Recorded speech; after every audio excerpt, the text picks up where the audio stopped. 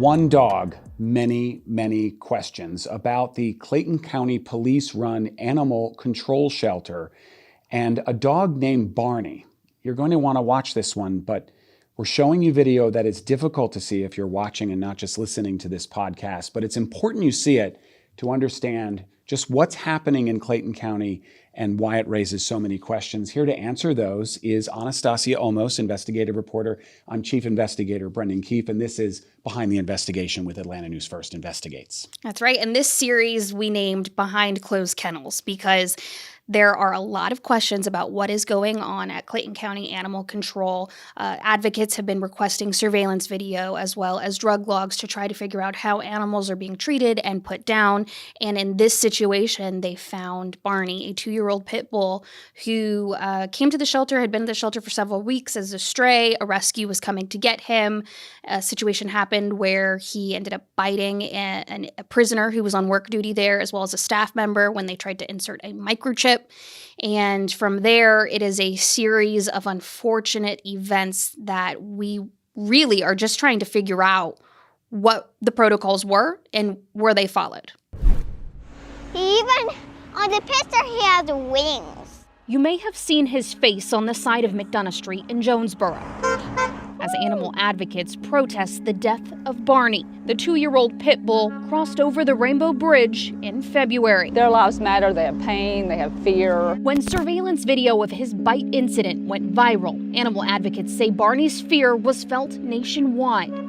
The Clayton County Police Department, who oversees animal control, says Barney attacked a kennel staff member and an inmate on work duty after they inserted a microchip. The dog had scars on it like it had been fighting for his life for a very long time. That's what Captain Kevin Hughes, who's in charge of animal control, said in a June board meeting after surveillance cameras captured what came next. Footage from a hallway shows the staff veterinarian in a bay cutting Barney's head off his lifeless body for rabies testing. Nobody wants to mistreat an animal. Let's start from the beginning of Barney's story with the county. This is Barney. The pit bull came to the Clayton County shelter at the end of January as a stray, a process documented in a police incident report. Barney's offense, running at large. He is non-dog reactive as he shows no signs of aggression towards dogs, people-friendly, and very sweet. But he was also on the urgent list, meaning at risk of being put down. After 3 weeks in the shelter, on February 12th, a rescue said they were coming to get him. That's when staff and 2 state prisoners on work duty inserted a microchip near his neck before his release. This is the needle they used. Surveillance video shows a prisoner wrapped a rope leash, known as a soft lead, around Barney's snout as a makeshift muzzle. We have no idea how this inmate was trained to do this. Mimi Steiger of the Shelter Reform Network obtained the video through an open records request. After the insertion, the prisoner removed the lead. That's when Barney lunged. The police incident report states Barney bit the prisoner's thumb and the staff member's arm. Both had to have reconstructive surgery, according to police. Another prisoner leashed Barney and he calmed down. The incident report states the dog had not previously shown any aggressive tendencies towards staff. The next day, February 13th, Clayton County euthanized Barney. Surveillance cameras then captured the staff veterinarian removing Barney's head for rabies testing, a protocol the Department of Public Health says is typical for specimen collection. Barney had been placed on a plastic trolley cart, and the veterinarian and a veterinary technician proceeded with the rabies sampling, removing Barney's head while not wearing PPE. They didn't wear any facial coverings, only gloves were used. It was stunning, to say the least. Animal Control said in a public statement the Georgia Department of Public Health requires a specific brain specimen for analysis and does not accept the animal's entire body for testing, adding that testing was critical for timely and informed medical decisions. The Georgia Department of Public Health rabies guidance states a dog that bites a person should be observed for 10 days if feasible as an alternative to euthanasia and testing. But Animal Control's own records show discrepancies. Barney's kennel card states he was euthanized on February 13th, but also bite quarantine from the 12th to the 22nd. The drug logs also show Barney was euthanized through intracardiac injection, the heart stick, a controversial, painful method that Georgia law says should only be used as a last resort on an unconscious animal. The state issued the county a violation in March for using it so frequently, and we found the veterinarian used it nearly 90% of the time from January 2025 to February 2026. A state follow-up inspection in June found no violations. We also found the rescue still wanted to take Barney, even after the bite incident. Email records from February 13th show the rescue wrote, "Once his quarantine is up, we will still pull him." But video surveillance shows Barney was already gone. The rescue coordinator responded, "He is no longer available, but I appreciate your compassion." We checked with the Georgia Department of Public Health on their 10-day quarantine recommendations. Is it kind of just like a case by case, or should they actually be quarantining them? If there is a concern that a dog has bitten someone and then they want to observe that dog for 10 days prior to any sort of action. The deputy state epidemiologist says rabies typically kills an animal within days, making a 10-day observation window reliable. Keeping the animal alive, if it is humane, if it's healthy to do so, and if there is a safe and secure place to do that, if that animal survives that 10 days, we know it did not have rabies at the time that it bit someone 10 days ago. Barney's test results came back 5 days later, negative. Advocates filed complaints with the Georgia Department of Agriculture, which oversees animal shelters. The state's March inspection report states Captain Hughes told the inspector Barney was euthanized approximately 10 days after the incident. But records show it was the next day. The state inspector wrote that animal outcome decisions are solely the responsibility of the shelter. He had already been impounded over 20 days and had shown no signs of rabies and could have been quarantined. So if that was their judgment call and they did believe that Barney's posed a real rabies risk and needed to be sampled, then why were they not fully outfitted with full PPE? And while those questions remain unanswered, the county has made it harder to get answers in the future. Less than a month after the Barney video surfaced, police changed several shelter cameras to live feed only. The public can no longer request that footage. Clayton County Police told us it was an operational or administrative decision and say there's no county requirement to record video. When we requested training protocols for inmates, Clayton County Police told us there are no written protocols. It's a checklist. Another thing Captain Hughes addressed in June. We're now implementing training programs. We were deficient in that, and I will admit that. But now we're implementing. These things are going to take time, but we're going to do those things. Stassi, such an important story, but it raises so many questions. One thing that I'm left with is, why did they have to do that rabies test, actually removing Barney's head? I understand why they have to do that for the rabies test, but the dog was in the shelter for 21, 22 days, right? Yep, correct. So how would the dog have contracted rabies in that time frame? And couldn't they just observe him for a period of time?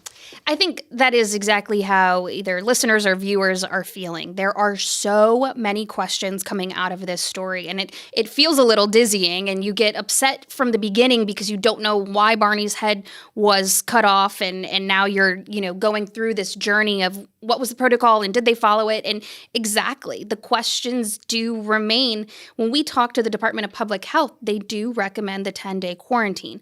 I did not know before I did this story that rabies will kill an animal within several days. And so that's why they said, if you monitor the animal and it is showing signs, a rabid animal, it is going to die. Barney had been there, as you mentioned, for several weeks. They said he was friendly and he was sweet and he loved the staff, and you could see him in video, and he's just this big cuddly pit bull, which of course we know animals can change at any moment. But in this situation, did they really think he had rabies? Their response was that because of the severity of the injuries that their staff member and the prisoner had, obtained, that they needed to know right away, was there rabies or not? Well, we see that the results come back 5 days later, several days later, and they do come back negative. So questions, did they have to do this procedure? I emailed the veterinarian and I asked specifically, did you talk to DPH? Did they tell you to send the head in? Because that also is a conversation that any veterinarian can have with the Department of Public Health. They can call in, they could say, here are the steps, there's been a bite, here's everything we know, what's your recommendation? And from what we've gathered, DPH would recommend the quarantine. So the question remains. And then I go back to that one moment with the soft lead. Mm-hmm. where the prisoner is on the video and you can see using that lead as a muzzle, which is not the way it's designed. You know, I have a border collie at home, and if I tried to put his lead around his mouth, I mean, he'd probably bite me, is what I'm trying to say. Do we know how much training these state prisoners are getting, if any, or are they just told what to do? Are they just labor without, free labor, as it turns out, without training, or are they getting any kind of training? That is one thing we actually put in an open records request initially. We wanted to know what the training protocols were. The captain in charge responded saying there are no written protocols. It is a checklist. And in that situation, it is between whoever's training that inmate and whatever's on that paper that they have. And according to our records, it is more of a, yes, they were trained. There's no written protocols. And so we don't know if that leash, it's a slip lead, if they're trained to do that. However, in watching some of the surveillance video, staff members and inmates both do this same thing. So maybe they're picking it up from each other. When we watch the intake video, Barney comes in and there is a staff member, you can tell by the way that they're dressed, who is doing his intake, his vaccinations and things like that. And she tries several times to put the leash around his snout. And the first, he's like, what's going on? Who are you? But he doesn't bite. He lets her eventually do it. And then she takes it off after she had given him his little shots, and he was fine. It worked that time, but for whatever reason, in the end, he was just so scared of whatever this microchip procedure feels like that when the muzzle came off, slip lead, he reacted to the person who was right behind him. Wow. And even knowing that a rescue was willing to take Barney, even after knowing all of this, they still put Barney down. You want to think... Doesn't make sense, does it? You want to think that people who work in shelters and rescues, their goal is to keep animals alive and to get them homes and find their families. And you really do want to believe that about everywhere. So in this situation, advocates do question, why would you not just quarantine him if he doesn't have rabies, And the other thing is that the documents that we saw, the inmate, the prisoner and the staff member did already receive those rabies shots. If you get bit by an animal, you go to the hospital, they give you this shot. They had already received those. So they had started the process. It wasn't like, oh, we don't know. We're not going to give you the shot until we know for sure. It had already started. So putting Barney down when he had a place to go, a rescue that was willing to take him, it's another question of, why they would not allow him to go to the next, life here on Earth. A question really around this is with pit bulls, and especially pit bulls that are not fixed. They can't just be adopted out into a lot of counties or cities because that leads to breeding issues and then creates overpopulation in the shelters, et cetera. And a lot of places do even ban pit bulls. So in this situation, Barney was not fixed. That's why he was rescue only. So for a rescue to step up and take him, it's a big deal. It's not just a foster family coming in off the street. And so there's just a lot of questions. Whenever I have a lot of questions in a story, I always look to see what do they do after we start asking those questions, because that can telegraph whether they think they've done something wrong or not. And it also says a lot about the health of an agency. This agency's answer, the Clayton County Police Department, wasn't necessarily to go in and fix what you had and the others had uncovered, but rather to stop recording. Now, correlation is not causality. Mm-hmm. We don't know that it's directly a cause, but we do know it's correlated, that this video raised these questions. And now going forward, there won't be any video because they are no longer recording those cameras. They are live view only. So as you put it, there is no footage to request going forward. So there is no way to hold this shelter accountable going forward. This could happen to another Barney and we'll never even know about it. Right. It is creates questions for me about how do I move forward with this investigation. When we looked at some of the internal emails and requests, we actually requested when that ticket was put in to stop recording, and it was right around this time frame of Barney. There are several videos, as we had already talked about Kona.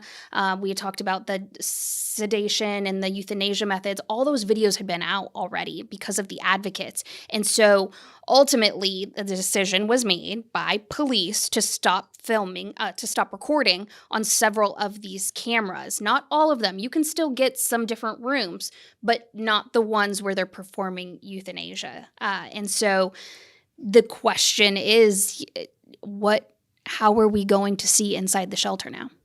And the answer is we probably can't, right? Thanks so much. Anastasia Olmos, investigative reporter with Atlanta News First Investigates. This has been Behind the Investigation. Thanks for tuning into Behind the Investigation with Atlanta News First Investigates. For more on this story, go to atlantanewsfirst.com and click on the ANF Investigates tab. You can listen to more award-winning investigations wherever you get your podcasts by searching Behind the Investigation with Atlanta News First. And tune in Sundays for an hour-long episode of Uncovered, where we highlight some of our biggest investigations that impact our communities.